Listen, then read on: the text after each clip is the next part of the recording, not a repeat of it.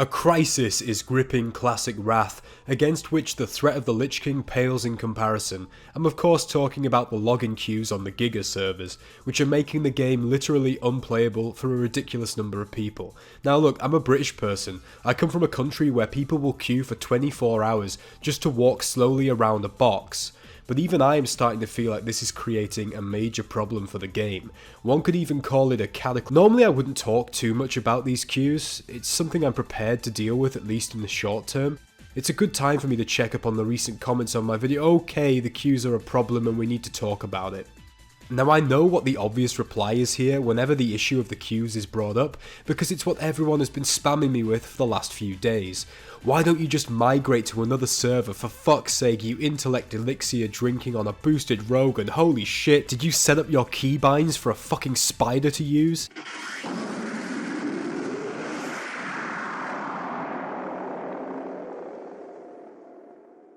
It's a good question. Well, on the surface, that's a good question, but here's a better one. If free migrations are available and have been since before launch, why are people still choosing to play on these mega servers and face queues longer than the extended version of Return of the King? I think the answer is probably more complex than people realise, and you can get into some serious megamind shit about herd mentality and the human desire for conformity, but fuck that, let's keep it nice and simple. I'm sure many of you think that your IQ matches your body weight, but we're WoW players after all, it's probably closer to your life expectancy. Now the simplest reason why myself and many others have tried to play on a mega server is that all of the people we actually want to play with are concentrated on these servers. I'm sure many new and returning players are treating Wrath as a nostalgic solo experience and so don't care what server they're on, but many more are playing with friends made off and on the server, and this isn't even talking about guilds and 25-man raid teams that are obviously all stuck on the same server. The cost of migrating to a new realm on which you may have absolutely no friends playing becomes increasingly steep the more people you'd be leaving behind, and expecting all 25 people in a raid team to migrate servers at the launch of an expansion might seem like an easy solution to anyone who's never tried doing it, but it is in truth quite a complex operation when you take into account all of the individual networks of friendships that each of those players might have that you'd be asking them to leave behind. What ends up happening is that some portion of your team will be totally down for switching server, whilst Jimmy the Paladin, who is absolutely essential to your Wrath raiding experience, but who likes to partake in the Kaluak fishing derby with his mum on a Saturday afternoon, will not move for love nor money because he's a family oriented kind of dude. In short, if you have a choice between staying on Gehennas with the people you're hoping to raid with at some point, or leaving to join your personal Swedish meatball on Gashbringer, it's not as easy a choice as you might think.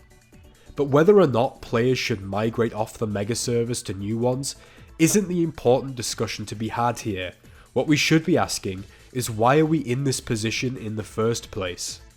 Obviously, it goes without saying that I'm no technical expert here. The only thing I'm an expert at is pissing people off.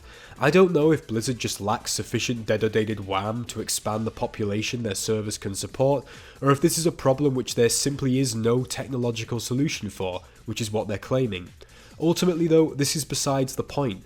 This might piss some people off, remember, expert here, but if you are providing a product or service, it is your responsibility, and not that of the consumer, to ensure that that service runs effectively. Yes, there are conditions here which weren't the same back in 2008. For one thing, no one's blasting Flowrider while spamming Gundrak runs, hopefully. More importantly, there were no free DKs or boosted level 70s back then, and that obviously puts extra pressure on the modern servers which wasn't present during original Wrath. I accept all of that, but the problem is, Blizzard are the ones that added those changes to the game. Changes which, for what it's worth, I think are good in the long run. But they were always going to add serious pressure to the servers, and Blizzard should have fully realised this when those changes were implemented.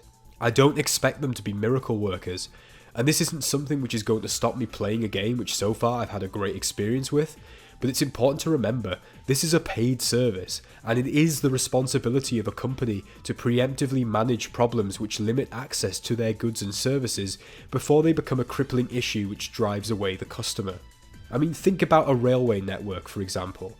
They know at certain times of the year they are going to see a massive increase in the number of people travelling by rail, Christmas, sporting events, you get the idea. They know this in advance and they take measures to increase the availability of resources accordingly. Okay, maybe that's a shit example given that currently the only train running in the UK right now is the fucking Hogwarts Express, but hopefully you get the idea. The simple fact is that Blizzard knew that there would be these pressures on their servers, and they should have taken action earlier to deal with it. It shouldn't be down to the players to have a fight over whether or not to migrate, leaving behind people that they may have been looking forward to playing with for months. On a final note, for me personally, the queues haven't been that big of a deal. I've been off work and can get up early in the morning on weekdays, at which point the queues haven't even started to build up on the bigger servers. Beyond this, I have other shit that I need to do with my life, like making videos on this channel for my girlfriend, my dog, and apparently also Asmongold to enjoy. That takes up a lot of time, so I'm not simply sat staring at the queue for hours. I just wanted to make it clear that it's not as simple as just migrate, and even if it was, that doesn't address the issue of how this problem arose, which needs to be confronted if we're to avoid this situation again in the future when the furries flock to play the next classic expansion. Now if you enjoyed this video and you want to see what happens when the worst rogue on the server, regardless of what server that is by the way, actually gets to play the game, then stick around. There will be more to come. When I've managed to play the game, I have had an absolute blast playing Wrath so far, and I will be continuing with that. In the meantime, whatever server you're on, I hope your login experience is smooth and you have a great time in Northrend. All the best guys, see you later.